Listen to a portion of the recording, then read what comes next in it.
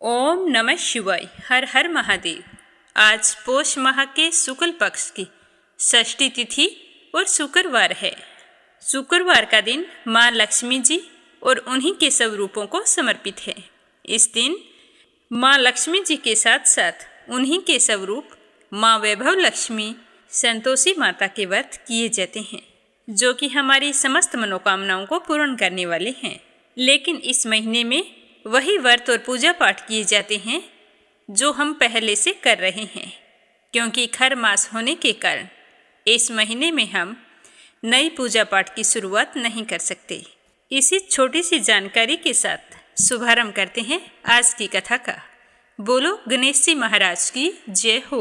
एक छोटे से गांव में गणपति भट्ट नाम के एक ब्राह्मण रहते थे। वह वेदों और पुराणों के अच्छे ज्ञाता थे।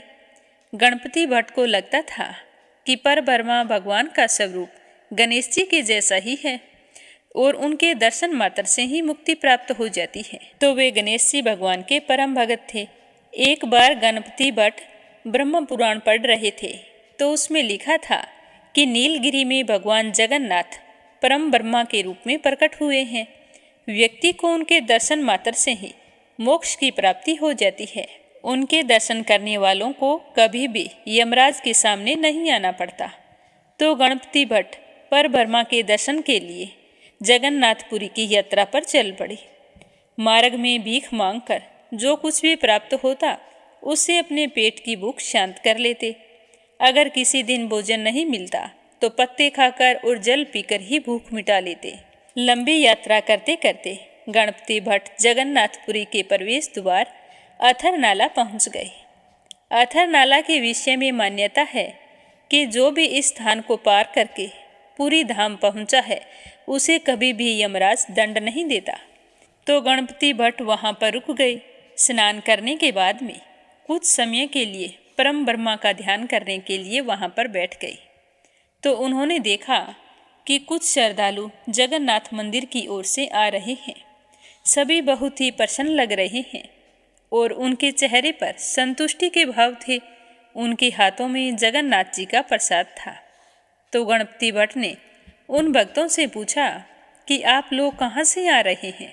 तो वो श्रद्धालु कहने लगे कि हम जगन्नाथ मंदिर के दर्शन करने के पश्चात आज 5 दिनों के बाद वापिस अपने घर लौट रहे हैं।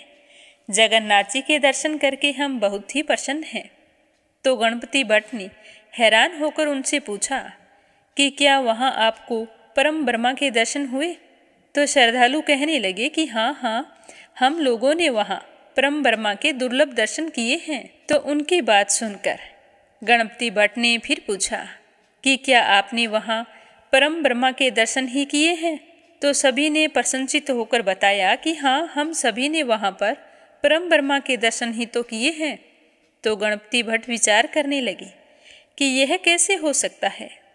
अगर इन भक्तों ने परम ब्रह्मा के दर्शन किए हैं तो यह लोग अपने घर की ओर वापस कैसे लौट रहे हैं। इनको तो परम ब्रह्मा में विलीन हो जाना चाहिए था। फिर उन्होंने पुराण में दोबारा पढ़ा। उसमें लिखा था कि जो भी परम ब्रह्मा के दर्शन करता है उसे मोक्ष प्राप्त हो जाता है। तो फिर यह लोग दर्शन करने के पश्चात अपने घर कैसे लौट सकते हैं। अब गणपति भट्ट का मन मस्तिष्क उस समय भ्रमित हो रहा था। उनकी समझ में कुछ भी नहीं आ रहा था कि क्या सही है और क्या गलत है। एक पल के लिए उनके मन में विचार आया कि मेरा तो इतनी दूर आना व्यर्थ हो गया, आत्महत्या करके अपना शरीर त्याग देता हूँ। फिर उन्हें पुनः ध्यान आया कि पुराणों में लिखा है कि आत्महत्या नहीं करनी चाहिए। उधर पुरी में बैठे जगन्नाथ जी भगवान समझ गए कि मेरा भक्त तो भ्रमित हो गया है। तो उन्होंने एक ब्राह्मण का रूप धारण किया और गणपति भट्ट के पास जा पहुँचे और वहाँ जाकर कहने लगे कि आप इतने विचलित क्यों लग रहे हैं। तो गणपति भट्ट ने उनकी ओर देखकर पहले तो उन्हें बड़े ही आदरपूर्वक प्रणाम किया और फिर कहा कि मैंने तो पुराणों में पढ़ा है कि नीलगिरी में परम ब्रह्मा के दर्शन होते ही मोक्ष को प्राप्त हो जाता है, लेकिन मुझे तो यहाँ आकर पता चला है कि यहाँ कोई परम ब्रह्मा है ही नहीं। तो ब्राह्मण पूछने लगा कि आपको ऐसा क्यों लगता है। तो गणपति भट्ट कहने लगे कि मैंने पढ़ा है कि जो भी व्यक्ति परम ब्रह्मा के दर्शन करता है उसका शरीर तो परम ब्रह्मा में विलीन हो जाता है, लेकिन मैंने तो भक्तों को उनके दर्शन के पश्चात अपने घर की ओर जाते हुए देखा है। अगर वास्तव में यहाँ कोई परम ब्रह्मा होता है तो वो लोग घर कैसे जा रहे थे, उन्हें मुक्ति क्यों नहीं मिली?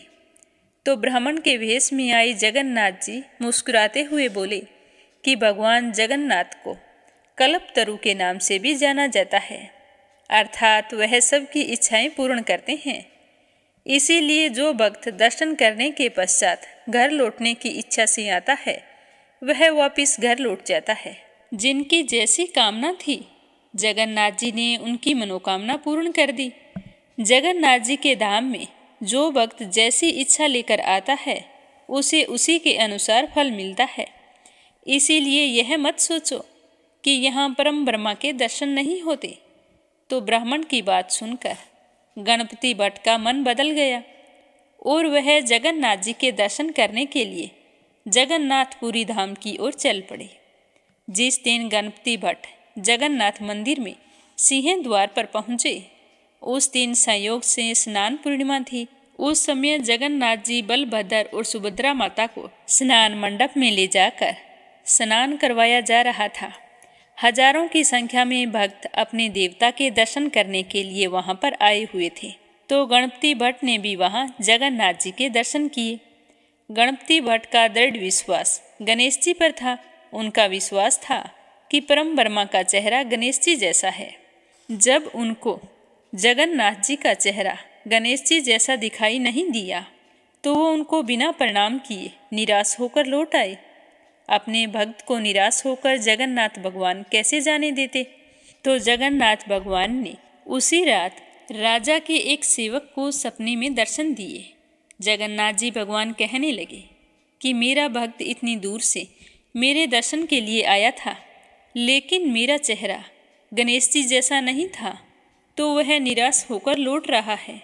इसीलिए तुम तुरंत जाओ और उसे वापस बुला कर लाओ और उससे बोलो कि वापिस आकर गणेश जी मुख के दर्शन करें। तो यह सुनकर राजा का सेवक तुरंत उठा और गणपति भट्ट को ढूंढने के लिए चल पड़ा। गणपति भट्ट बहुत ही उदास होकर जा रहा था तो उसके पास पहुंचकर वह कहने लगा कि आप तो बहुत ही भाग्यशाली हैं। जगन्नाथ भगवान आपको स्वयं दर्शन देना चाहते हैं, अतः आप मेरे साथ पुनः मंदिर चलें, जहां आपको परम ब्रह्मा के दर्शन होंगे। जहां भगवान परम ब्रह्मा के रूप में सभी को दर्शन देते हैं और आप वहां से वापस लौट रहे हैं, ऐसे कैसे हो सकता है? चलो आप मेरे साथ, भगवान के दर्शन करने के बाद ही जाना। तो गणपति भट्ट कहने लगे कि वहाँ परम ब्रह्मा कहाँ हैं? उनका चेहरा गणेश जी जैसा नहीं है और मेरा दृढ़ विश्वास है कि परम ब्रह्मा का चेहरा गणेश जी के मुख के समान है।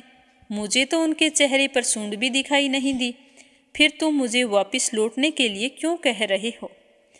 तो मुदिरत कहने लगे कि आप एक बार दोबारा मंदिर जाएं, आपको इस बार परम ब्रह्मा के स्वरूप में गणेश जी का चेहरा दिखाई देगा। इस तरह राजा के सेवक के बार बार अनुरोध करने पर गणपति भट्ट पुनः मंदिर में गए। इस बार उन्हें भगवान जगन्नाथ और बलभद्र के चेहरे पर एक बड़ी सूंड और सुंदर दंत के दर्शन हुए। तो जिसे देखकर गणपति भट्ट ने प्रसन्न होकर उनकी स्तुति की। गणपति भट्ट परम ब्रह्मा के ध्यान में लीन होकर पृथ्वी पर गिर पड़े और उनकी आत्मा प्रभु में विलीन हो गई। वहां पर उपस्थित भक्त इस बात के प्रत्यक्षदर्शी बने। कहा जाता है कि उसके पश्चात से ही स्नान पूर्णिमा के दिन जगन्नाथ जी का हाथी वेश या फिर गजानन वेश बनाया जाता है। तो ये थी गणेश जी के परम भक्त की कहानी। बोलो गणेश गजानन की जय हो। और आज का शुक्रवार साल 2025 का अंतिम शुक्रवार है। तो लक्ष्मी माता का आशीर्वाद पाने के लिए पहली कहानी अपनी सुनेंगे माँ महालक्ष्मी जी की और उसके बाद अपनी सुनेंगे माँ अन्नपूर्णा की कथा। बोलो महालक्ष्मी जी की जय हो। भारतवर्ष के सौराष्ट्र देश के द्वापर युग की यह कहानी है। किसी नगर में भद्र सर्वा नाम के एक राजा रहा करते थे। वो बहुत ही पराक्रमी राजा थे। उन्हें 4 वेद, 6 शास्त्र और 18 पुराणों का ज्ञान था। उनकी रानी का नाम था सूरत चंद्रिका। रानी दिखने में बहुत ही सुंदर और सुलक्षणा थी। इन सब के साथ साथ वह पतिव्रता भी थी। उन दोनों को 7 पुत्र हुए और उनके बाद उन्हें एक कन्या का वरदान मिला हुआ था। तो वरदान के अनुसार रानी ने एक सुंदर कन्या को जन्म दिया।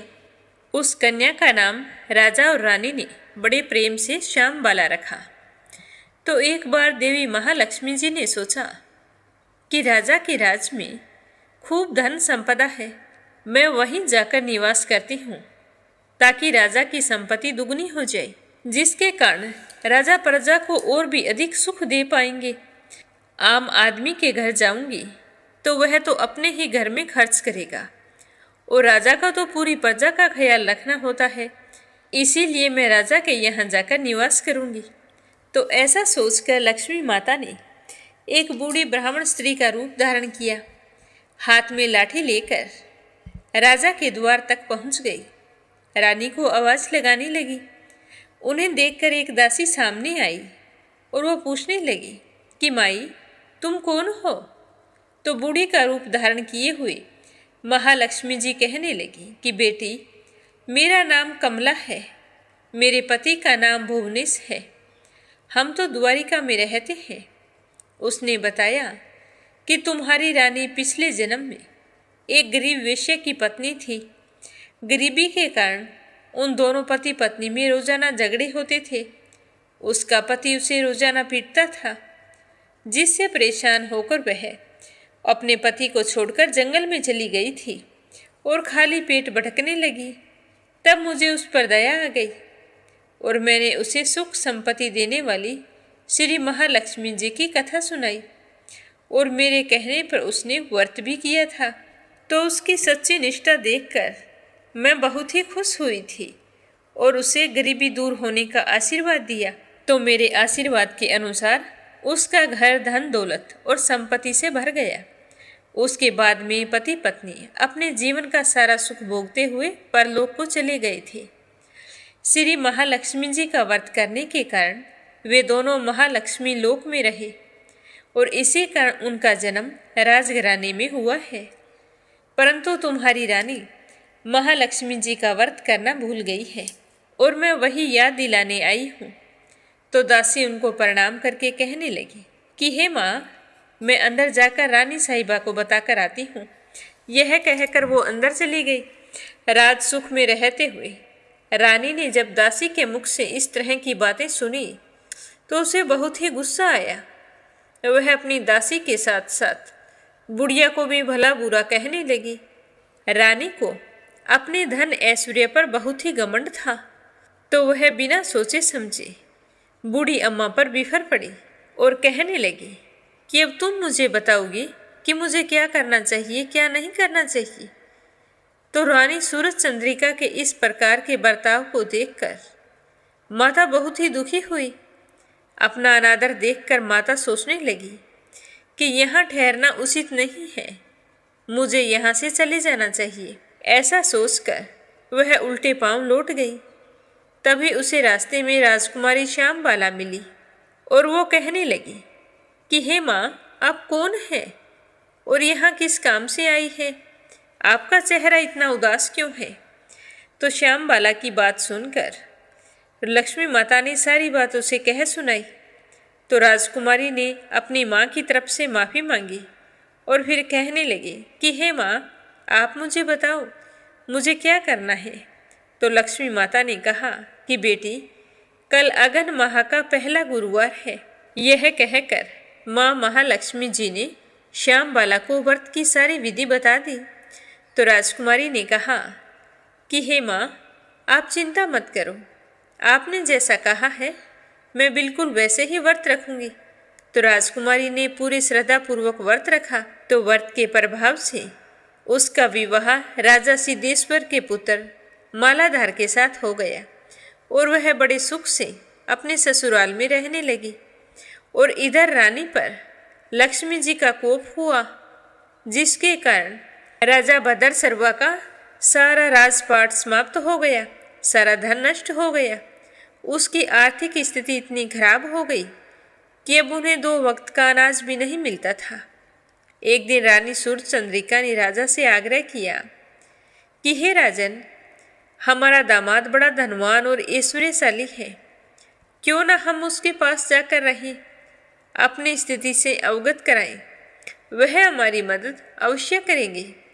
तो राजा बदर सर्वा को रानी सूर्यचंद्रिका की बात सही लगी और वो तुरंत ही दामाद के पास चल पड़े। जैसे ही वो अपने जवाई के राज्य में पहुंचे तो वहां नगर के बाहर एक तालाब था। तो वो तालाब के किनारे कुछ देर विश्राम करने के लिए ठहर गए। तो उस तालाब पर पानी लेने वाले आ जा रहे थे। तो दासियों ने राजा को देखकर पूछा कि आप कौन हैं और इस तरह से उदास क्यों बैठे हैं। तो राजा ने बताया कि मैं तुम्हारी रानी श्यामबाला का पिता हूँ। तो यह सुनकर वे सारी दौड़कर रानी के पास आई और कहने लगी कि रानी साहिबा, आपके पिता आए हैं। वो बड़े ही उदास दिखाई दे रहे हैं और बहुत पुराने से कपड़े पहन रखे हैं। तो श्यामबाला सुनकर बहुत ही खुश हुई और भागकर अपने पिता के पास गई। बड़े आदर सत्कार से अपने घर लेकर आई, खान पान करवाया। फिर पूछने लगी कि पिताजी, घर पर माँ ठीक है क्या।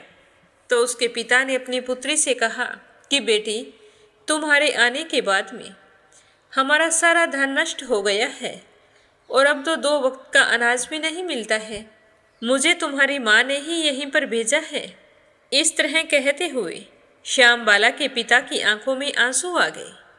तो वो कहने लगी कि पिताजी, आप चिंता मत करो, सब कुछ ठीक हो जाएगा। फिर एक दिन रुकने के बाद जब उसके पिता वहां से लौटने लगे तो उनकी बेटी श्यामबाला ने उन्हें सोने की मुहरों से भरा हुआ गड़ा दिया। तो राजा भदर सर्वा कहने लगे कि बेटी, क्या करूं, हालात ही इतने बदतर हो गए हैं कि मुझे बेटी के घर से यह सब कुछ लेकर जाना पड़ रहा है। यह कहकर वो घड़ा लेकर अपने राज्य लौट आई। तो उनकी पत्नी सूरजचंद्रिका ने देखा तो वो बहुत ही खुश हुई।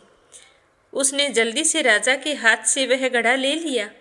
खोल कर देखा तो उसमें मुहरों की जगह कोयले रखे हुए थे और यह सब महालक्ष्मी जी के कोप के कारण हुआ था। तो यह देखकर रानी को बहुत ही गुस्सा आया और दुख भी हुआ। फिर जब कुछ दिन बीत गए तो वह अपनी पुत्री से मिलने के लिए गई। वह अगन मास का अंतिम गुरुवार था। श्यामबाला ने श्री महालक्ष्मी जी का व्रत रखा था। जब उसकी माँ श्यामबाला के यहाँ पहुँची तो श्यामबाला अपनी माँ को देखकर बहुत ही खुश हुई, खूब आदर सत्कार किया और फिर माँ से कहा कि हे माँ, तुम आज व्रत रख लो। तो उसकी माँ कहने लगी कि बेटी, मैं तो कितने दिनों से भूखी आई हूँ और आज तुम्हारे पास आई हूँ तो तुम कह रही हो कि व्रत रख लो। तो श्यामबाला कहने लगी कि कुछ नहीं माँ, आज की तो बात है। तो ऐसा कहकर उसने अपनी माँ से महालक्ष्मी जी का व्रत करवाया। दोनों ने पूरे विधि विधान से पूजा की और उसके बाद सूरजचंद्रिका अपनी पुत्री के यहाँ से लौट आई। तो आते ही उसने देखा कि माता रानी के आशीर्वाद से राजपाट, धन दौलत और ऐश्वर्य सब कुछ पहले की तरह हो गया था। लेकिन उसे यह पता नहीं था कि यह सब कुछ उनकी बेटी श्यामबाला के कारण ही हुआ है। धन पाकर तो वो खुश थी, लेकिन श्यामबाला के प्रति उसके मन में खटास थी। कुछ दिनों के बाद में उनकी बेटी श्यामबाला अपने मायके माता पिता से मिलने के लिए आई। तो पुत्री को देखकर उसका पिता तो बहुत ही खुश हुआ, लेकिन रानी सूरजचंद्रिका को पुरानी बातें याद आ गई कि कैसे उसने घड़े में कोयले डालकर दिए थे। तो वह अपनी बेटी को देखकर खुश नहीं हुई।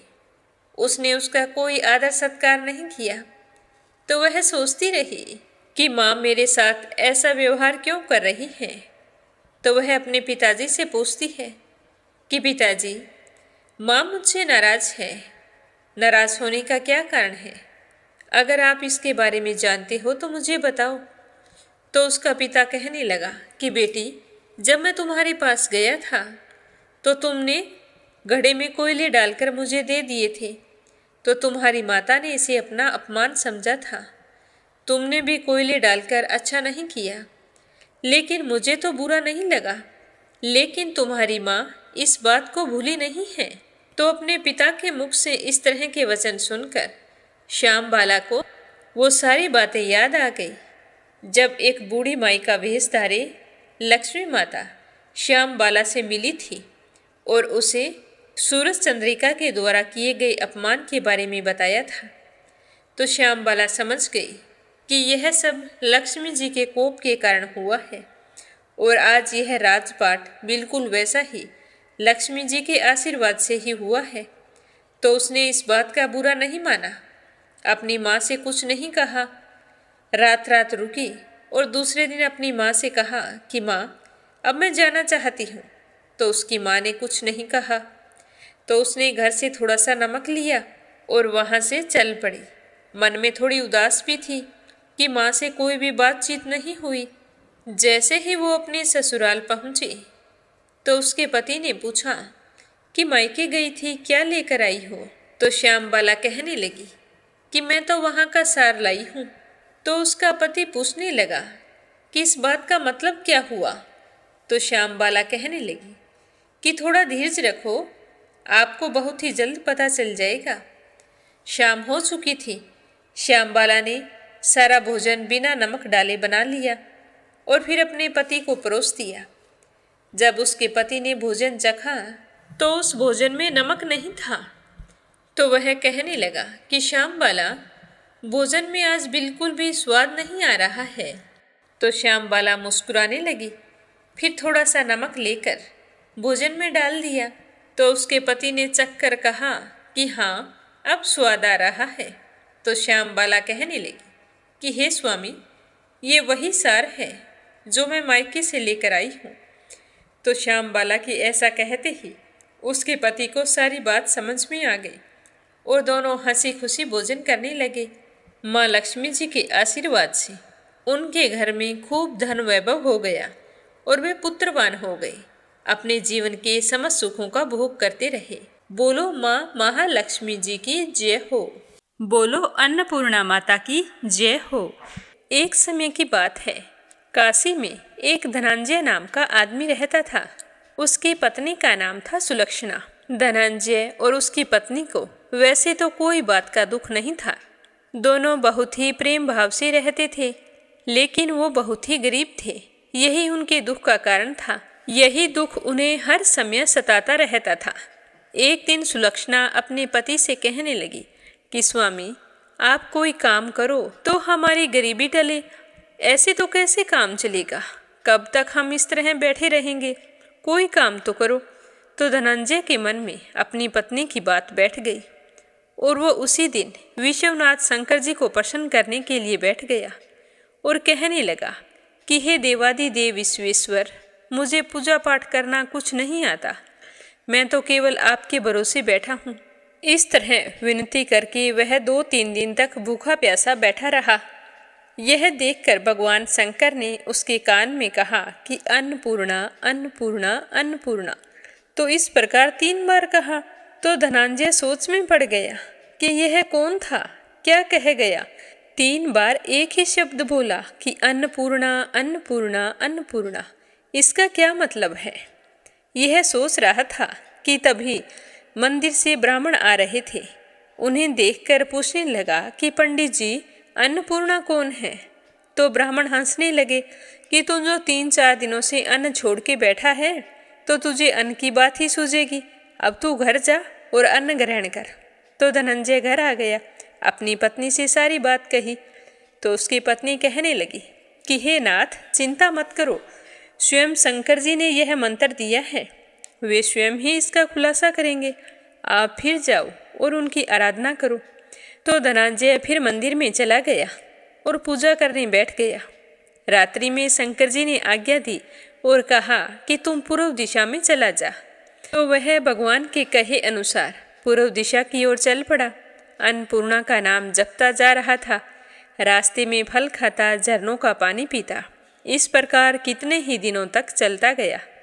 वहां उसे चांदी सी चमकती हुई वन की शोभा दिखाई दी और एक बहुत ही सुंदर सरोवर था। उसके किनारे कितनी ही अप्सराएं झुंड बनाकर बैठी थी, एक कथा सुना रही थी और बाकी सारी मिलकर माँ अन्नपूर्णा बार बार कह रही थी। तो यह मार्गशीर्ष मास की उजेली रात्रि थी और उनका अन्नपूर्णा माता का व्रत था। जिस शब्द की खोज करने के लिए वह निकला था, वह शब्द उसे वहां सुनाई दिया।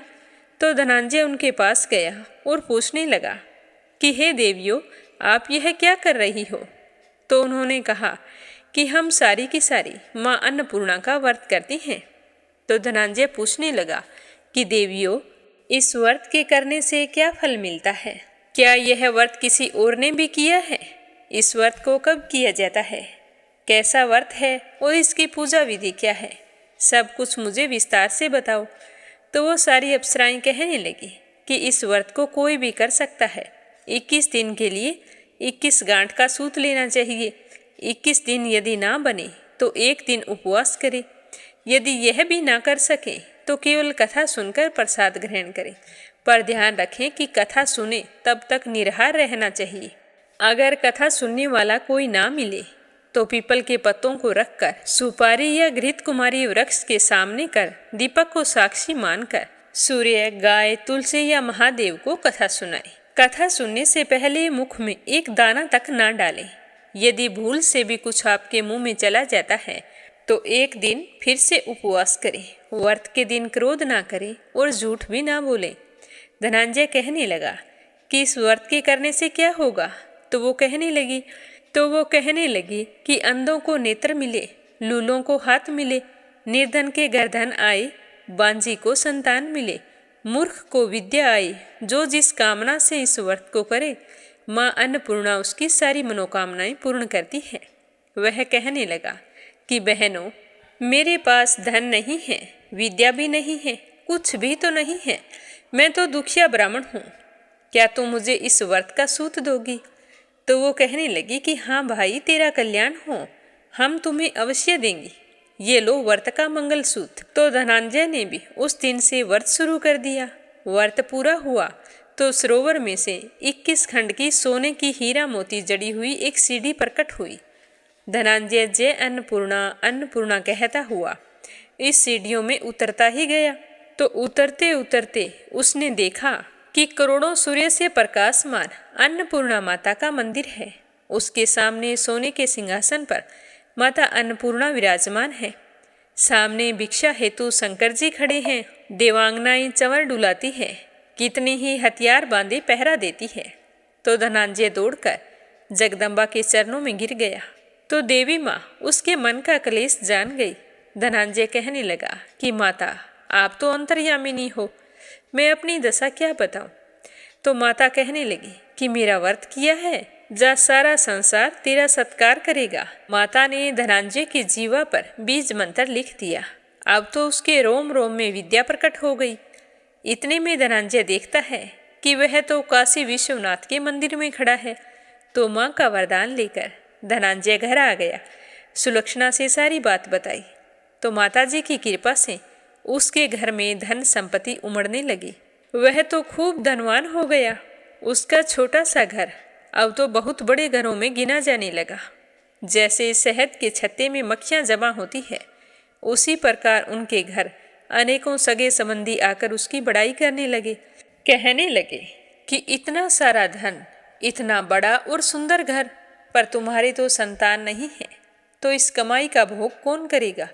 सुलक्षणा के संतान नहीं हो सकती, इसीलिए धनंजय तुम्हें दूसरा विवाह कर लेना चाहिए।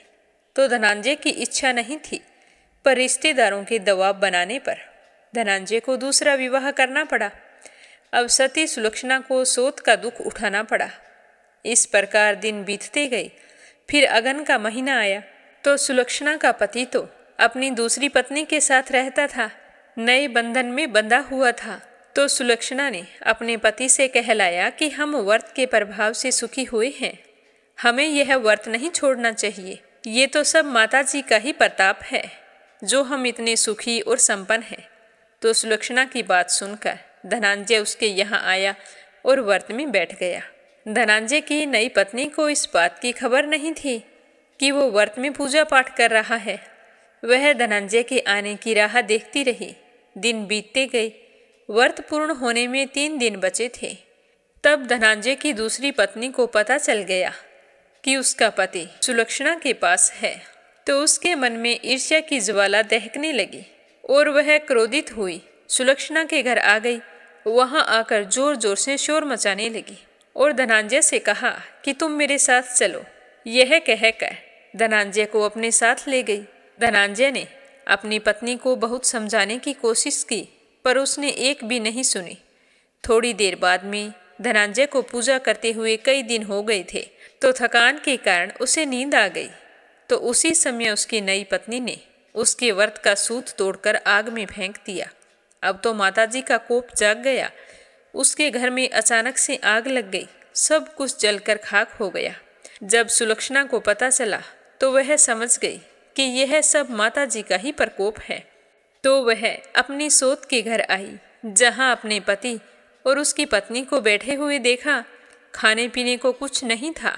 तो सुलक्षणा अपने पति को वहां से अपने साथ ले आई।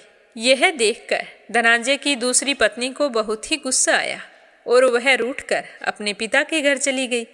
अब पति को परमेश्वर मानने वाली सुलक्षणा कहने लगी कि हे स्वामी, घबराना बिल्कुल नहीं। माताजी की कृपा अलौकिक है। पुत्र कुपुत्र हो जाता है, पर माता कुमाता कभी नहीं होती। अब आप श्रद्धा और भक्ति से आराधना शुरू करो, वे जरूर हमारा कल्याण करेंगी। तो सुलक्षणा की बात सुनकर धनंजय फिर से माता रानी की पूजा में लग गया। जैसे ही 21 दिन की पूजा पूरी हुई तो वहीं सरोवर सीढ़ी प्रकट हुई। तो धनंजय माँ अन्नपूर्णा कहता हुआ उस सीढ़ियों में उतर गया और माता रानी के चरणों में जाकर रुंदन करने लगा। माँ प्रसन्न होकर कहने लगी कि मैं तुम्हारी पूजा से बहुत ही प्रसन्न हूँ। पहले तूने मेरे व्रत को बीच में तोड़ा था, इसी कारण मेरा कोप हुआ था, पर अब तुझे कोई भय नहीं है। ये ले, मेरे सोने की मूर्ति ले जा और इसकी पूजा करते रहना, तो फिर से सुखी हो जाएगा। जा, तुझे मेरा आशीर्वाद है। तेरी पत्नी सुलक्षणा ने पूरी श्रद्धा से मेरा व्रत किया है, तो मैंने उसे पुत्र प्राप्ति का आशीर्वाद दिया है। माता रानी के ऐसा कहते ही धनंजय की एकदम से आंखें खुली। तो वह खुद को काशी विश्वनाथ मंदिर में खड़ा पाया। वहां से फिर वह अपने घर गया और खुश होते हुए सारी बात बताई। तो माता रानी की कृपा से सुलक्षणा के दिन चढ़े और 9 महीने पूरे होते ही एक सुंदर पुत्र को जन्म दिया। तो गांव में तो आश्चर्य की लहर दौड़ गई कि सुलक्षणा के तो बच्चे होते ही नहीं थे, देखो माता रानी का चमत्कार हुआ है। तो इसी प्रकार उस गांव में एक निसंतान सेठ रहता था। उसने भी माँ अन्नपूर्णा का व्रत किया, जिससे उन्हें संतान की प्राप्ति हुई। तो माता रानी का चमत्कार देखकर वह सेठ बहुत ही प्रसन्न हुआ और उस गांव में माता अन्नपूर्णा का मंदिर बनवा दिया। तो उसमें माता रानी बड़ी धूमधाम से पधारी। यज्ञ किया गया और सेठ जी ने धनंजय को मंदिर का पुजारी बना दिया। जीविका के लिए मंदिर की दक्षिणा और रहने के लिए बड़ा सा सुंदर भवन दे दिया। अब धनंजय अपनी पत्नी और पुत्र के साथ वहां रहने लगा। वहां माताजी का खूब चढ़ावा आता, उससे खूब आमदनी होती। उधर नई बहू के पिता के घर में डाकुओं ने डाका डाल दिया और सब कुछ लूट गया। अब वे तो भीख मांगकर पेट भरने लगे। सुलक्षणा को जब इस बात का पता चला तो उन्हें बुलावा भेजा। संदेशा मिलते ही बाप बेटी दोनों वहां आ पहुंचे और सुलक्षणा से माफी मांगने लगे। सुलक्षणा ने उन्हें अलग घर बनवा दिया और उनके अन्न वस्त्र का प्रबंध कर दिया। धनंजय, सुलक्षणा और उसका पुत्र माताजी की कृपा से आनंद पूर्वक रहने लगे। हे माता रानी, जैसे आपने धनंजय और सुलक्षणा के भंडार भरे, वैसे सबके भंडार भरना। जो भी आपका व्रत रखकर आपकी इस कथा को श्रद्धा भाव से सुने, उसकी सारी मनोकामनाएं पूर्ण करना। बोलो अन्नपूर्णा माता की जय हो। अब अपने सुनते हैं भागवत कथा का आगे का अध्याय, तो प्रेम भाव से सुनते रहिए। बोलो श्री हरि विष्णु भगवान के अनंत स्वरूपों की जय हो। भागवत कथा की जय हो। मैत्रेय जी कहते हैं कि हे विदुर जी, भगवान कपिल जी के वचन सुनकर माता देवहूति बहुत ही प्रसन्न हुई और उनके मोह का पर्दा हट गया और वे तत्व प्रतिपादक सांख्य शास्त्र के ज्ञान की आधार भूमि भगवान श्री कपिल जी को प्रणाम करके उनकी स्तुति करने लगी। देवहूति कहने लगी कि कपिल जी, ब्रह्मा जी आपकी ही नाभि कमल से प्रकट हुए थे। उन्होंने प्रलयकालीन जल में शयन करने वाले आपके पंचभूत, इंद्रिय, शब्द आदि विषय और मनोमय विग्रह का, जो सतव आदि गुणों के प्रवाह से युक्त सत्स्वरूप और कार्य एवं कारण दोनों का बीज है, ध्यान ही किया था। आप निष्क्रिय, सत्य संकल्प, संपूर्ण जीवों के प्रभु तथा सहस्त्रों अचिंतनीय शक्तियों से संपन्न हैं। अपनी शक्ति को गुण प्रवाह रूप से ब्रह्मा आदि अनंत मूर्तियों में विभक्त करके उनके द्वारा आप स्वयं ही संसार की रचना आदि करते हैं।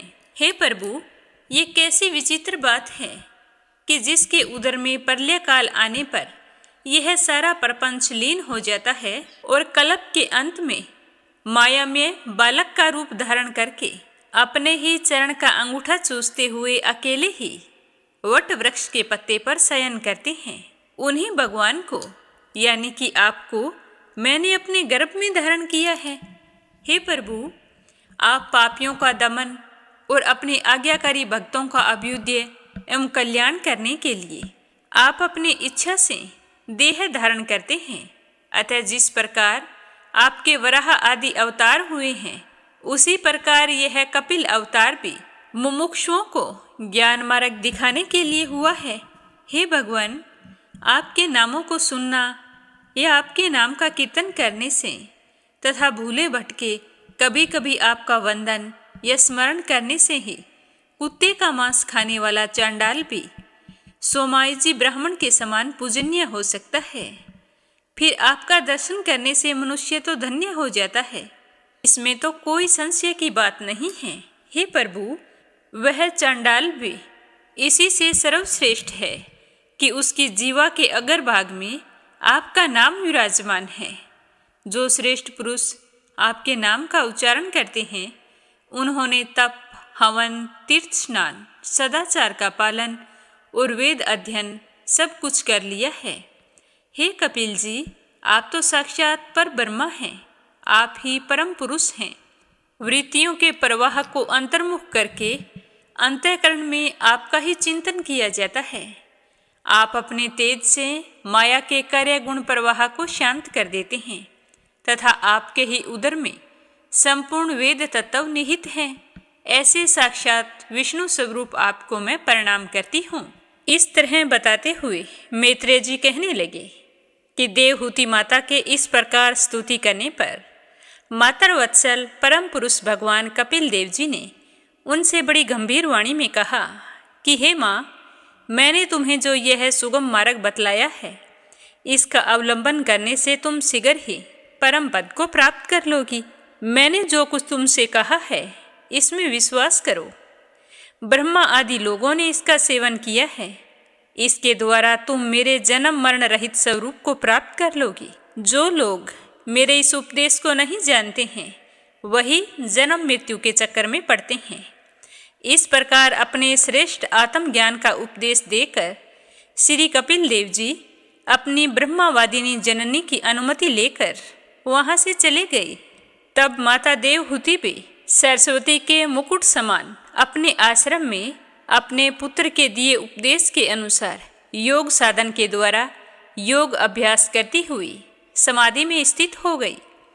तिरकाल स्नान करने से उनकी घुंघराली अलकें भूरी भूरी जटाओं में परिणित हो गई तथा चीर वस्त्रों से ढका हुआ शरीर उग्र तपस्या के कारण दुर्बल हो गया था। उन्होंने प्रजापति कर्दम के तप और योग बल से प्राप्त अनुपम गृहस्थी सुख को, जिसके लिए देवता भी तरसते थे, उसे त्याग दिया था, जिसमें दुग्ध फैन के समान स्वच्छ और सुकोमल सैया से युक्त हाथी दांत के पलंग, सोने के पात्र, सोने के सिंहासन और उन पर कोमल कोमल गद्दे बिछे हुए थे तथा स्वच्छ स्फटिक मणि और महामरकत मणि की दीवारों में रत्नों से जड़ी हुई रमणी मूर्तियों के सहित मणिमय दीपक जगमग जगमग कर रहे थे, जो फूलों से लदे हुए अनेक दिव्य वृक्षों से सुशोभित थे, जिसमें अनेक प्रकार के पक्षियों का कलरव और मतवाले भंवरों का गुंजार होता रहता था। जहाँ की कमलगंध से सुवासित बावलियों में करदमजी के साथ उनका लाड प्यार पाकर क्रीड़ा के लिए प्रवेश करने पर देवहूति का गंधर्व गण भी गुणगान किया करते थे, और जिसे पाने के लिए इंद्राणियां भी ललायित रहती थी। उस गृह उद्यान की ममता भी उन्होंने त्याग दी, किंतु पुत्र वियोग से व्याकुल होने के कारण अवश्य उनका चेहरा कुछ उदास हो गया था, क्योंकि पति भी वन में चले गए और पुत्र से भी वियोग हो गया। तो उस समय माता देवहूति आत्मज्ञान से संपन्न होकर भी ऐसी व्याकुल हो गई थी जैसे बछड़े के बिछुड़ जाने से उसे प्यार करने वाली गौ माता हो जाती है। अपने पुत्र कपिल देव भगवान श्री हरि का चिंतन करते करते वे कुछ ही दिनों में ऐश्वर्य संपन्न घर से विमुख हो गई थी। फिर वे जिस उपदेश का कपिल देव जी भगवान ने वर्णन किया था, उसके एक एक अवयव का तथा उस समग्र रूप का भी चिंतन करती हुई ध्यान में तत्पर हो गई। भगवत भक्ति के प्रवाह, प्रबल वैराग्य और यथोचित कर्म अनुष्ठान से उत्पन्न हुए ब्रह्मा साक्षात्कार कराने वाले ज्ञान द्वारा चित्त शुद्ध हो जाने पर वे उस सर्वव्यापक आत्मा के ध्यान में मगन हो गई, जो अपने स्वरूप के प्रकाश से माया जनित आवरण को दूर कर देता है। इस प्रकार जीव के अधिष्ठानभूत पर ब्रह्मा श्री भगवान जी में ही बुद्धि की स्थिति हो जाने पर उनका जीव भाव निवृत्त हो गया और वे समस्त क्लेशों से मुक्त होकर परम आनंद में निमग्न हो गई, और निरंतर समाधि में स्थित रहने के कारण उनके विषयों के सत्यत्व की भ्रांति भी मिट गई थी। इतनी कठिन तपस्या के कारण उन्हें अपने शरीर की शुद्धि भी नहीं रही। जैसे जागे हुए पुरुष को अपने स्वप्न में देखे हुए शरीर की नहीं रहती, ठीक उसी प्रकार उनके शरीर का पोषण भी दूसरों के द्वारा ही होता था, किंतु किसी प्रकार का मानसिक क्लेश न होने के कारण वह दुर्बल नहीं हुआ। उसका तेज और भी निखर गया और वह मेल के कारण धूम युक्त अग्नि के समान सुशोभित होने लगा। उनके बाल बिखर चुके थे और वस्त्र भी फट चुके थे। निरंतर श्री भगवान जी में ही चित्त लगा रहने के कारण उन्हें अपने तपोयोगमय शरीर की कुछ भी सुधि नहीं रही, केवल प्रारब्ध ही उसकी रक्षा करता था। इस तरह बताते हुए विदुर जी कहने लगे कि इस प्रकार देवहूति जी ने कपिल देव जी के बताए हुए मार्ग द्वारा थोड़े ही समय में नित्य मुक्त श्री भगवान जी को प्राप्त कर लिया। जिस स्थान पर उन्हें सिद्धि प्राप्त हुई वह परम पवित्र क्षेत्र त्रिलोकी में सिद्ध पद नाम से विख्यात हुआ। हे विदुर जी, योग साधन के द्वारा उनके शरीर के सारे दैहिक मल दूर हो गए। वह एक नदी के रूप में परिणत हो गया, जो सिद्ध गण से सेवित और सब प्रकार की सिद्धि देने वाली है। महायोगी भगवान कपिल जी भी माता की आज्ञा लेकर अपने पिता के आश्रम से ईशान कोण की ओर चले गए। वहाँ स्वयं समुद्र ने उनका पूजन करके उन्हें स्थान दिया। वे तीनों लोगों को शांति प्रदान करने के लिए योग मार्ग का अवलंबन करके समाधि में स्थित हो गए। सिद्ध, चारण, गंधर्व, मुनि और अप्सरागण उनकी स्तुति कर रहे थे तथा सांख्य आचार्य गण भी उनका सब प्रकार से स्तवन कर रहे थे। हे विदुर जी, तुम्हारे पूछने से मैंने तुम्हें यह भगवान कपिल और माता देवहूति का परम पवित्र संवाद सुनाया है। यह कपिल देव जी का मत आध्यात्म योग का गूढ़ रहस्य है। जो भी पुरुष इसको सुनता है या इसका वर्णन करता है, वह भगवान गरुड़ ध्वज की भक्ति से युक्त होकर बहुत ही जल्द श्री हरि के चरणार बिंदों को प्राप्त कर लेता है। तो यह सुनकर श्री मैत्रेय जी कहने लगे कि हे विदुर जी, माता देवहूति और भगवान कपिल का संवाद सुनकर मेरा मन बड़ा ही प्रसन्न हो गया है। पर आप अब मुझे यह बताइए कि स्वयंभव मनु के महारानी शतरूपा से प्रियव्रत और उत्तानपाद 2 पुत्रों के सिवा 3 कन्याएं हुई थी। वे आकृति, देवहूति और प्रसूति के नाम से विख्यात थी। उनमें से आकृति का विवाह रुचि प्रजापति के साथ किया यद्यपि वे उसके भाई थे। महारानी शत्रुपा की अनुमति से उन्होंने रुचि प्रजापति के साथ पुत्री का धर्म के अनुसार विवाह किया।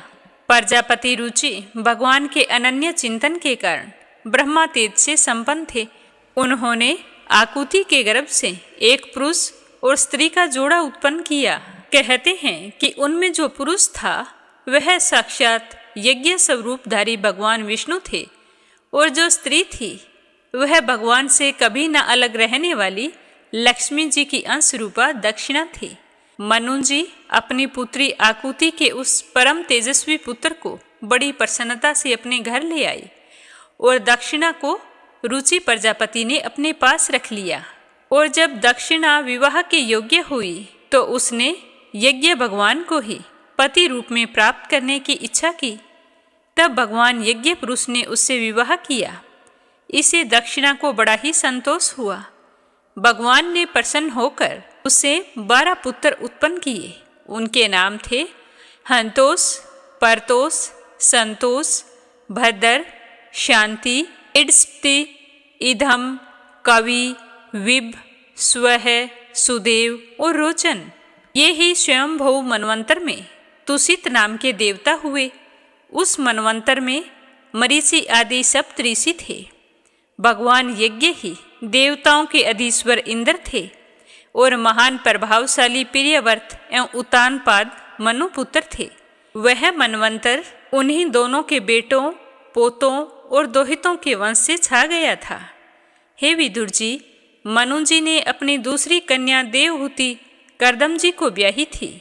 उसके संबंध की सारी बातें मैंने तुम्हें बता दी है। भगवान मनु ने अपनी तीसरी कन्या प्रसूति का विवाह पितामह के पुत्र दक्ष प्रजापति से किया था। उसकी विशाल वंश परंपरा तो सारी त्रिलोकी में फैली हुई है। श्री कर्दम जी की 9 कन्याओं का विवाह तो ब्रह्म ऋषियों से किया गया था। ये भी मैं तुम्हें पहले ही बता चुका हूँ। अब मैं उनके वंश की परंपरा का वर्णन करता हूँ, ध्यानपूर्वक सुनना। मरीचि ऋषि की पत्नी कर्दम जी की बेटी कलाश से कश्यप और पूर्णिमा नामक 2 पुत्र हुए, जिनके वंश से यह सारा जगत भरा हुआ है। और पूर्णिमा के विरज और विसग नाम के 2 पुत्र तथा देवकुल्या नाम की एक पुत्री हुई। यही दूसरी जन्म में श्री हरि के चरणों के धोवन से देव नदी गंगा के रूप में प्रकट हुई। अत्रि की पत्नी अनसुईया से दत्तात्रेय, दुर्वासा और चंद्रमा नाम के 3 परम यशस्वी पुत्र हुए। कर्म से भगवान विष्णु, शंकर और पितामह ब्रह्मा के अंश से उत्पन्न हुए थे। तो विदुर जी पूछने लगे कि कृपया करके यह बतलाइए कि जगत की उत्पत्ति, स्थिति और अंत करने वाले इन सर्वश्रेष्ठ देवों ने अत्रि मुनि के यहाँ क्या करने की इच्छा से अवतार लिया था। तो श्री मैत्रेय जी कहने लगे कि जब पितामह ने ब्रह्मा ज्ञानियों में श्रेष्ठ महर्षि अत्रि को सृष्टि रचने के लिए आज्ञा दी, तब वे अपनी सहधर्मिणी सहित तप करने के लिए ऋक्ष नामक कुल पर्वत पर चले गए। वहाँ पलाश और अशोक के वृक्षों का एक विशाल वन था।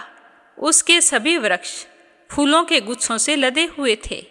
उसमें सब ओर निर्विद्या नदी के जल की कलकल ध्वनि गूंज रही थी। उस वन में वे मुनि श्रेष्ठ प्राणायाम के द्वारा चित्त को वश में करके 100 वर्षों तक केवल वायु पीकर सर्दी, गर्मी आदि द्वंद्वों की कुछ भी परवाह ना करते हुए एक पैर पर खड़े रहे।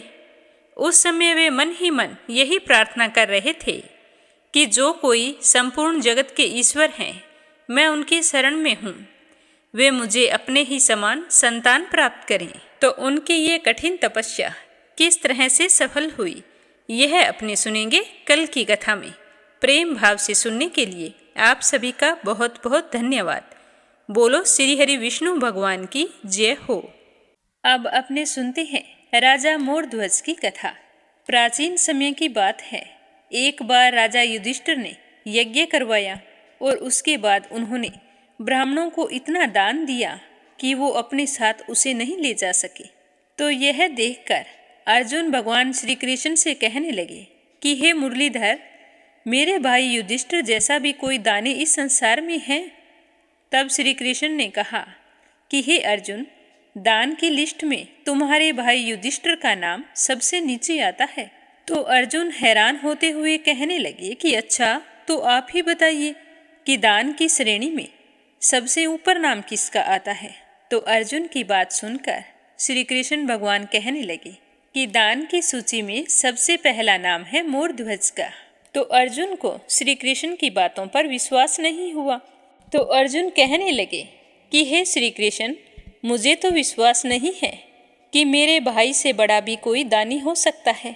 हमें तो विश्वास नहीं हो रहा। तो श्री कृष्ण भगवान कहने लगे कि अर्जुन, हम परीक्षा लेकर देख सकते हैं, फिर तो आप मान जाओगे। तो अर्जुन ने कहा कि ठीक है। तब श्री कृष्ण भगवान ने यमराज को बुलाकर एक बूढ़ा शेर बना दिया। अर्जुन तथा भगवान श्री कृष्ण दोनों ने ब्राह्मण का रूप धारण कर लिया। अब तीनों राजा मोरध्वज के महल में पहुंच गए और वहां जाकर बोले कि भिक्षाम देहि। तब राजा मोरध्वज ब्राह्मण के पास आए और बोले कि अहो भाग्य हमारे, जो आप हमारे यहाँ पधारे। कहिए ब्राह्मण देवता, हम आपकी क्या सेवा कर सकते हैं। तब ब्राह्मण रूपी श्री कृष्ण भगवान ने मोरध्वज से कहा कि हे राजन, हमारा शेर बहुत बूढ़ा हो चुका है, अब तो इसके दांत भी नहीं रहे। तो तुम ऐसा करो कि सबसे पहले हमारे शेर को मांस खिलाओ। तो राजा मोरध्वज ने कहा कि ठीक है ब्राह्मण देवता, मैं आपके शेर को शरीर का मांस काटकर खिला दूंगा, जो कि बहुत ही मुलायम है और यह खा भी आसानी से लेगा। तब ब्राह्मण रूपी श्री कृष्ण भगवान ने कहा कि नहीं मोरध्वज, आप बूढ़े हो चुके हैं, इसीलिए आपका मांस काफ़ी सख्त हो गया है। आपके शरीर का मांस हमारे बूढ़े शेर के लिए सही नहीं है। आपके यहाँ एक 5 वर्ष का बालक है, उसे ठीक बीच से काटकर उसके 2 टुकड़े करो और उसका मुलायम मांस हमारे शेर को खिलाओ। अगर खिला सकते हो तो ठीक है, वरना हम यूं ही चले जाएंगे। तो राजा मोरध्वज काफ़ी आश्चर्यचकित हुए और सोच विचार करने लगे, क्योंकि मोरध्वज के एक ही बेटा था जिसका नाम था ताम्रध्वज, जो कि 5 वर्ष का बालक था।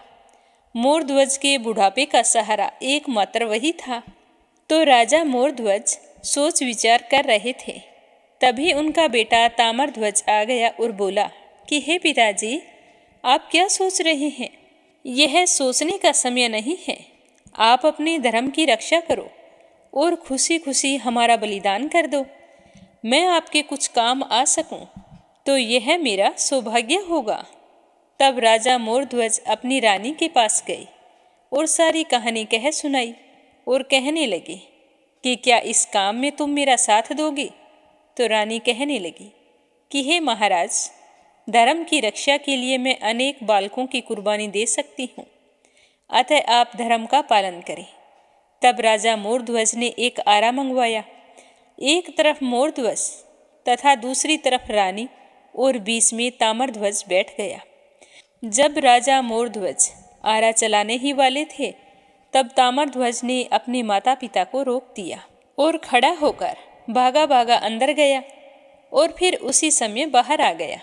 हाथ में रुई लेकर आया और अपने माँ पिताजी को देकर कहने लगा कि आप इसे अपने कानों में डाल लो। तो राजा और रानी दोनों हैरानी से उसकी ओर देखने लगे। तो वह कहने लगा कि आप अपने कानों में रुई डाल लोगे तो जब मेरे दर्द के मारे चीख निकलेगी, तो उस चीख को सुनकर यदि आप लोगों के हाथ से आरा रुक गया तो आपका धर्म नष्ट हो जाएगा। कानों में रुई होगी तो चाहे मैं कितना भी चीखूं या चिल्लाऊं, आपको सुनाई नहीं देगा। अब आप दोनों अपना धर्म निभाइए। तो फिर राजा और रानी दोनों ने अपने अपने कान में रुई डाल ली और फिर आरे से अपने बेटे के 2 टुकड़े कर दिए। जब आरा चलाया तो खून की फुहार देखकर ताम्रध्वज की माँ की आंखों से आंसू निकल आए। तब ब्राह्मण ने कहा कि हे रानी, आंख से आंसू नहीं गिरना चाहिए। अगर आंसू गिर गया तो हमारा शेर मांस नहीं खाएगा। तो रानी ने अपने आंसू वहीं पर रोक लिए। फिर उनके बेटे के शरीर का एक हिस्सा शेर के आगे रखा गया। तो शेर ने बच्चे का एक हिस्सा खा लिया और दूसरे हिस्से को बाहर फेंकवा दिया। फिर राजा मोरध्वज ने ब्राह्मणों से कहा कि हे ब्राह्मण देवताओं, अब आप भोजन ग्रहण करिए। यह कहकर भोजन की थाली आगे रखी तो ब्राह्मणों ने पहला निवाला मुंह में डालने से पहले ही उसे वापस रख दिया और कहा कि हे राजन, तुम हत्यारे हो, इसीलिए हम तुम्हारे यहाँ पर भोजन नहीं कर सकते। तुमने अपने बेटे की हत्या की है। तो राजा मोरध्वज कहने लगे कि हे ब्राह्मण देवता, आपने ही तो बोला था हमारे बेटे को मारने के लिए। यह कहकर हाथ जोड़ दिए तो ब्राह्मण का रूप धारे श्री कृष्ण भगवान कहने लगे कि अब जो भी हो, आप तो हत्यारे हैं, इसीलिए हम आपके यहाँ भोजन नहीं कर सकते। इतना कहकर दोनों ब्राह्मण और वह शेर राज दरबार से बाहर चले गए। तब राजा मोरध्वज जोर जोर से रोने लगे और कहने लगे कि बेटा, तूने मरकर हमारे धर्म की रक्षा की है, अब जीवित होकर तुम्हें हमारे धर्म की रक्षा करनी है। यदि ये दोनों ब्राह्मण हमारे दरबार से भूखे चले जाएंगे तो मेरा इतना दान पुण्य करने का क्या मतलब होगा। बेटा, अब तुम्हें ही हमारे धर्म की रक्षा के लिए आना होगा। यह कहकर राजा और रानी निराश होकर बैठ जाते हैं। तभी अंदर से ताम्रध्वज की आवाज़ आती है कि पिताजी, मुझे आपके धर्म की रक्षा के लिए वापस आना ही पड़ा। तो अपने बेटे की आवाज़ सुनकर राजा मोरध्वज पीछे मुड़कर देखते हैं तो वहाँ पर ना कोई ब्राह्मण था, ना कोई शेर था। वहाँ पर तो भगवान श्री कृष्ण अपने चतुर्भुज रूप में हाथ में शंख, चक्र और गदा पुष्प धारण किए हुए खड़े थे। श्री कृष्ण और अर्जुन की आंखों से आंसू गिर रहे थे। श्री कृष्ण ने राजा मोरध्वज से कहा कि हे राजा, तू सबसे बड़ा दानी है। तेरे जैसा दानी ना तो पहले कभी पैदा हुआ था और ना भविष्य में कभी पैदा होगा। मैं तुमसे बहुत ही प्रसन्न हूँ। मांगो, क्या वरदान मांगते हो। तो राजा मोरध्वज ने हाथ जोड़कर कहा कि हे भगवान, आपने मुझे दर्शन दिए, उससे ज़्यादा मुझे क्या चाहिए। आपका दिया हुआ सब कुछ है। आप मुझे आशीर्वाद दीजिए कि मैं हमेशा अपने धर्म की रक्षा करता रहूं।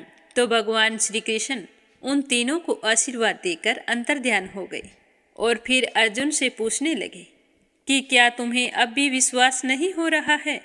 तो अर्जुन की आंखों में आंसू आ गए और उन्होंने भगवान श्री कृष्ण के सामने हाथ जोड़ दिए और कहने लगे कि मैंने आप पर विश्वास ना करके बहुत बड़ी गलती कर दी है, क्योंकि मुझे पता है कि आप कौन हैं। बोलो श्री कृष्ण भगवान की जय हो। बोलो राजा मोरध्वज की जय हो। अब अपने सुनते हैं लपसी और तपसी की कहानी। बोलो लपसी तपसी की जय हो। बहुत पुराने समय की बात है। एक गांव में एक ब्राह्मण परिवार रहा करता था। उसमें पति पत्नी के अलावा उनके 2 बच्चे थे। एक बेटा था, एक बेटी थी।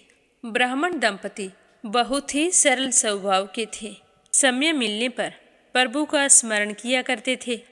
उनकी बेटी बहुत ही संस्कारी और सुशील थी, लेकिन उनका बेटा आवारा किस्म का था। वह कोई काम धाम नहीं करता और ना ही कभी अपने माँ बाप का कहना मानता था। समय के साथ दोनों बहन भाई बड़े हो गए। बहन की शादी कर दी गई, पर भाई का वही हाल था। उसके माँ बाप ने उसे समझाया कि बेटा, अब हम वृद्ध हो चले हैं, तुम कोई काम किया करो, लेकिन उस पर उनकी बातों का कोई असर नहीं होता था। तो एक दिन ब्राह्मणी अपने पति से कहने लगी कि स्वामी, आप बिल्कुल काम छोड़ दीजिए। जब घर में कुछ भी नहीं होगा तो यह अपनी जिम्मेदारी समझेगा और काम पर लग जाएगा। तो ब्राह्मण ने दूसरे दिन से काम पर जाना छोड़ दिया। तो यह देखकर उनके बेटे ने कोई काम नहीं किया और चोरी करने चला गया। आते जाते राहगीरों को लूट लेता और उसी से अपने घर का गुजारा किया करता था। तो उसकी लूटने और चोरी करने की आदत से सारे गांव वाले उसे लपसी कहने लगे। तो लपसी की इस हरकत से उसके माँ बाप बहुत ही दुखी रहते थे, पर वह किसी की सुनने के लिए तैयार नहीं था। इसी तरह समय बीतता गया। एक दिन की बात है कि लपसी एक पीपल के पेड़ पर बैठा था। तभी शिव पार्वती जा रहे थे। पार्वती माता गहनों से लदी हुई थी। तो लपसी उन्हें देखकर सोचने लगा कि सूरत के कितने गहने हैं, आज ये सारे के सारे लूट लूँगा तो मुझे कई महीनों तक चोरी नहीं करनी पड़ेगी। तो वह लूटने के इरादे से पीपल की ओट में होकर बैठ गया। जैसे ही शिव पार्वती वहां से जाने लगे तो लपसी एकदम से शिव पार्वती के सामने आकर कहने लगा कि जल्दी से जितने सारे गहने पहन रखे हैं उतार दो। तो पार्वती माता कहने लगी कि तुम चोरी क्यों करती हो, तुम्हें पता है चोरी करना पाप है। तो लपसी कहने लगा कि क्या करूं, घर पर मेरे माँ बाप हैं, मेरी एक भांजी है, उनके लिए दोनों समय भोजन की व्यवस्था कहाँ से करूं, मुझे कोई काम तो आता नहीं है। तो लपसी की बात सुनकर पार्वती माता कहने लगी कि तुम जो चोरी करके पाप करते हो, इस पाप का भागी कौन बनेगा। तो लपसी कहने लगा कि मेरे घर वाले सारे बनेंगे। तो पार्वती माता कहने लगी कि कोई नहीं बनेगा, पाप के भागी केवल तुम बनोगे। तो लपसी कहने लगा कि मैं लूट खोस कर उन्हीं के लिए लेकर जाता हूँ, तो पाप के भागी तो उन्हें बनना ही पड़ेगा। तो लपसी की बात सुनकर पार्वती माता ने हंसकर कहा कि हम यहीं पर बैठे हैं और तुम अपने घर जाओ, अपने घर वालों से पूछो कि कोई तुम्हारे पाप का भागी बनेगा क्या। तो यह सुनकर लपसी भागा भागा अपने घर आया और अपनी माँ के पास गया और कहने लगा कि माँ, मैं चोरी करके लाता हूँ, राह चलते राहगीरों को लूटता हूँ, तुम्हारे लिए ही तो करता हूँ। तो तुम मुझे एक बात बताओ, चोरी करने से जो पाप लगता है तो आप मेरे पाप के भागी बनोगे। तो लपसी की बात सुनकर उसकी माँ कहने लगी कि बेटा, मैंने तो तुमसे नहीं कहा कि तुम चोरी करके लाओ, तुम कमा कर लाओ, हमें तो 2 वक्त की रोटी चाहिए, मैं तो तुम्हारी पाप की भागी नहीं बनूंगी। तो माँ के मुंह से इस तरह की बात सुनकर लपसी तो हैरान हो गया। फिर वह अपने पिताजी के पास गया और जाकर कहने लगा कि पिताजी, मैं जो कुछ भी लूट खोस के लाता हूँ वो आपके लिए ही तो लाता हूँ। देखो मैंने लूट कर कितना धन इकट्ठा कर लिया है, कितने ऐशो आराम है तुम्हारे। अगर मैं चोरी नहीं करता तो क्या ये सब हमें मिलता।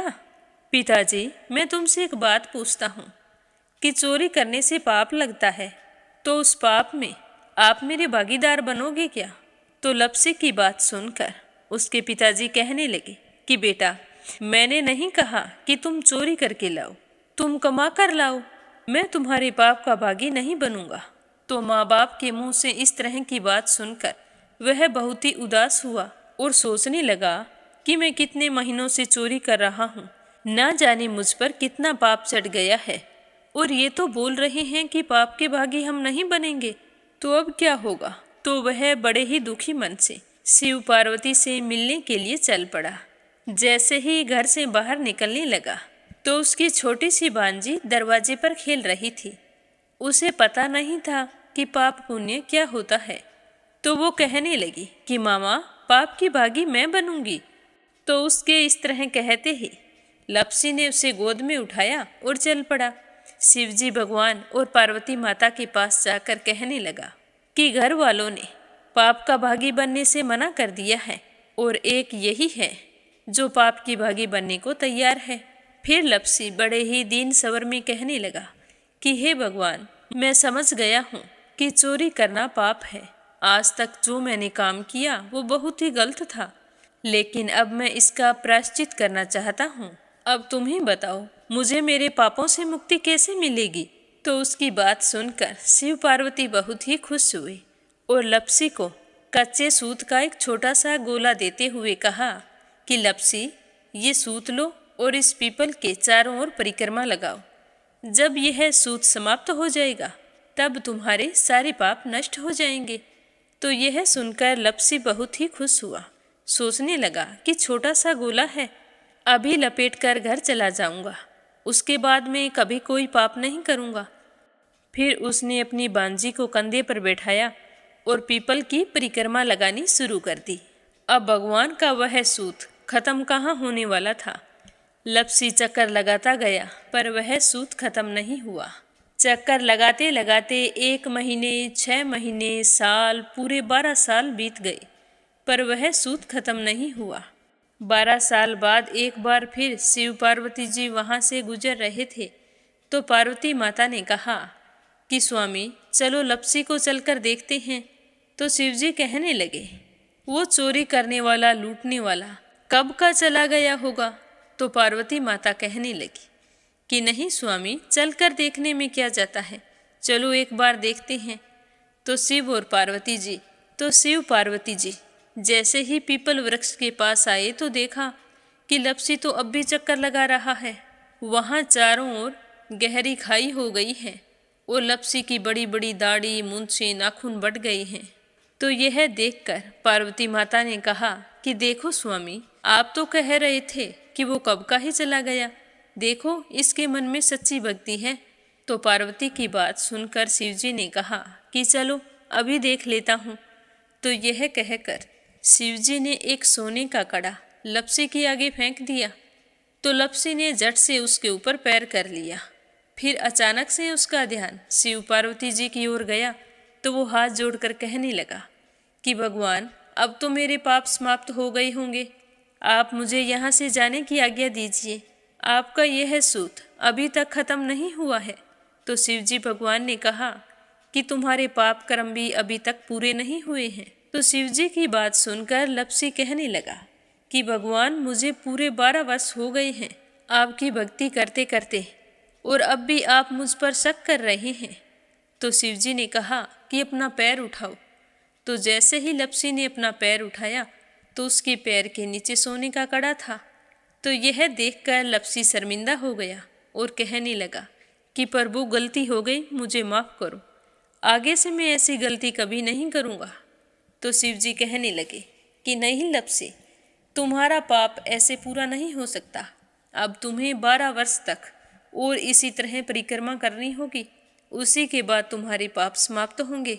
यह कहकर शिव पार्वती वहाँ से चले गए और वह फिर से पीपल के पेड़ की परिक्रमा करता रहा। करते करते 12 साल बीत गए। 12 साल बाद में शिव पार्वती जी वहाँ पर आए तो उन्होंने देखा कि आज भी वो वहीं पर चक्कर लगा रहा है। तो शिवजी ने फिर उसके सामने सोने की अंगूठी फेंकी पर उसने कोई ध्यान नहीं दिया। तो शिवजी भगवान प्रसन्न होकर कहने लगे कि हे लपसी, आज से तुम मेरी तपस्या करके तपसी बन गए हो। मैं तुम्हें वरदान देता हूँ कि तुम अपने जीवन में सारे सुखों को प्राप्त करेगा। और तूने 24 बरस तक मेरी भक्ति की है, इसका फल भी तुझे अवश्य मिलेगा। जो भी औरत गाय और कुत्ते की रोटी नहीं बनाएगी, उसका पुण्य फल तुम्हें मिलेगा। आंगन लीप कर दहलीज नहीं लीपेगी तो उसका पुण्य फल भी तुझे ही मिलेगा। अगर हमारे घर की बहन बेटी को हम सूट, तीवल या साड़ी भेंट स्वरूप देते हैं तो साथ में मोली का धागा और कुछ रुपये नहीं देंगे तो उसका पुण्य फल भी तुम्हें ही मिलेगा। अगर कोई दिए से दिया जलाएगा तो उसका पुण्य फल भी तुम्हें ही मिलेगा। अगर व्रत और पूजा पाठ में सारी कहानी सुन ले और तुम्हारी कहानी ना सुने तो उसका पुण्य फल भी तुम्हें ही मिलेगा। कहा जाता है कि तभी से सुबह पहली रोटी गाय की और सुबह की अंतिम रोटी छोटी बनाई जाती है और शाम को अंतिम रोटी बड़ी बनाई जाती है जो कुत्ते की होती है। और दिए से दिया भी नहीं जलाया जाता। और घर की बहन बेटियों को सूट और तीवल के साथ भेंट स्वरूप कुछ रुपए भी जरूर दिए जाते हैं। और उसी दिन से हर व्रत कथा के बाद में लपसी तपसी की कहानी जरूर सुनी जाती है। और कथा समाप्त होने पर कहा जाता है कि लपसी का फल लपसी को मिले, तपसी का फल तपसी को मिले। हमारी पूजा पाठ का, हमारे व्रत का और हमारी कहानी का पुण्य फल हमें मिले। बोलो लपसी तपसी की जय हो। तो ये थी लपसी और तपसी की कहानी। लपसी तपसी 2 भाई नहीं थे। लपसी और तपसी एक ही आदमी का नाम था। लूट कर लाता था, इसीलिए उसे लपसी के नाम से पुकारते थे। और फिर भगवान की तपस्या करने के कारण उसे तपसी के नाम से जाना जाने लगा। बोलो लपसी तपसी की जय हो। अब अपनी सुनते हैं कथा सुनने वाले प्यारे श्रोताओं के नाम। तो आज का पहला कमेंट है संजय, सोनिया, हिताक्षी, दीपेश, मयंक हरियाणा से। दूसरा है अपराजिता मीना श्रीवास्तव नेपाल से। और तीसरा है विप्लव हांजोंग असम से। सरला रानी करणपुर से।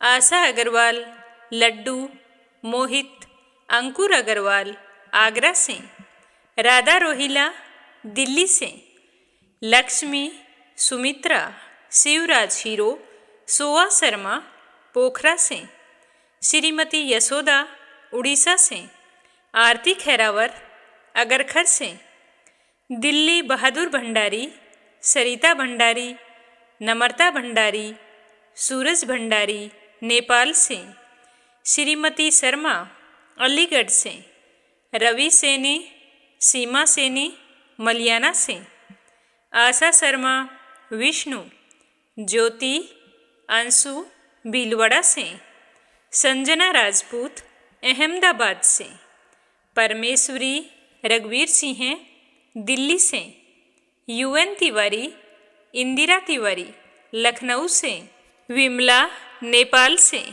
रुक्मणी शर्मा अंबाला से, सीमा जोशी रवि कुमार जोशी दिल्ली से, सुनीता पवार कृषु पवार मध्य प्रदेश से, श्यामवती विष्णु कार्तिक पूर्वी रुपेश गौरी शिवम हरियाणा से, शीला सिन्हा मीरा श्रीवास्तव ममता श्रीवास्तव माला छम्मा मनोज जौनपुर से, उषा शर्मा राजस्थान से, सरिता शामली से, वंदना वर्मा इंदौर से, मोनिका नागर तिगांव से, निर्मला सिसोदिया दिल्ली से, सुनीता रानी मेरठ से, बीनू मेहरा दिल्ली से, गीता गोस्वामी सुनीता गोस्वामी पीहू गोस्वामी मेरठ से, बीना देविका कनिका वासने अलीगढ़ से, अनिल तिहरी करनाल से, अनुराधा अंबाला से, चंद्रकांता दिल्ली से, नीमा मठपाल रामनगर से, कमला गुरुग्राम से, गोपाल प्रसाद अग्रवाल, श्री रमेश चंद्र अग्रवाल, श्री कृष्ण मुरारी अग्रवाल, श्रीमती फूलवती देवी, श्रीमान लाला सेठ बनवारी लाल जी अग्रवाल हाथरस से, नर बहादुर पाल भागीरथी पाल नेपाल से, मीरा अग्रवाल बंगाल से, श्वेता यूवी रितेश स्वीटी रितु प्रिंस लक्ष्मी गुरुचरण साहू उड़ीसा से, मयंक संजीव कंसल कविता कंसल हितेश कंसल आरुष कंसल रानी कंसल मुजफ्फरनगर से, मंजू चौधरी भीलवाड़ा से, शोभा कुंवर पुरोहित अहमदाबाद से, सरोज अग्रवाल जबलपुर से, पूजा सोनीपत से, मधु विनोद प्रजापति साहिल सिद्धांत प्रजापति प्रमोद यादव साहू हिमाचल प्रदेश से, संगीता अग्रवाल कमला देवी अग्रवाल दुलिया महाराष्ट्र से, निर्मला पांचाल करनाल से, संगीता अग्रवाल कमला देवी अग्रवाल दुलिया महाराष्ट्र से, सुदेश शर्मा बीके शर्मा लुधियाना से, पूनम यादव करेली से, किरण पानीपत से, रेखा धर्मेंद्र शर्मा जयपुर से, अनीता गुप्ता भरतपुर से, सुमन चांदोरा जोधपुर से, अशोक कुमार जी भटनागर भोपाल मध्य प्रदेश से, राकेश शर्मा भावना शर्मा, आदित्य अवस्थी लव्यांश अवस्थी गाजियाबाद से, शीलता तिवारी कानपुर से, कमलेश भल्ला जम्मू से, मानवी गुप्ता विनीत गुप्ता बिहार से, उषा जांगिड़ सोजत सिटी से, शांताबेन वाघेला गुजरात के मंडल से, रजनी बड़ोला उत्तराखंड से, योगेश्वरी भटनागर राजस्थान से, श्रीमती कमलेश जबलपुर से, सचिन मिश्रा सोनम मिश्रा, राधिका मिश्रा गौरी मिश्रा माधवी मिश्रा बाराबंकी से, सावित्री ईश्वरलाल रामचंदानी गाजियाबाद से, वतन कौर सहारनपुर से, लक्ष्मी देवी हंसी से, पूजा पाठक उत्तराखंड देहरादून कोसानी से, देवी सिंह कार्तिक, पायल, सौम्या, उमा रघुवंशी गजबा सौदा से, अनीता अमृतसर से, जयश्री पंवार, गोरखनाथ पंवार, आरना, शीतल, विश्वजीत पंवार, गोरी, सिलजी महाराष्ट्र से, अंजू शर्मा सरसा से, वंदना साहू लखनऊ से, नंदा पांडुरंग पुजारी ब्रह्मपुरी महाराष्ट्र से, पुष्पा चंदर बेंगलुरु से, कमलेश लाल रुड़की से, विपिन भटनागर, दीपा भटनागर, माही भटनागर, पाखी भटनागर हरियाणा से। आप सभी श्रोताओं का बहुत बहुत धन्यवाद। आप सभी के उज्जवल भविष्य की कामना करते हुए ओम नमः शिवाय, हर हर महादेव।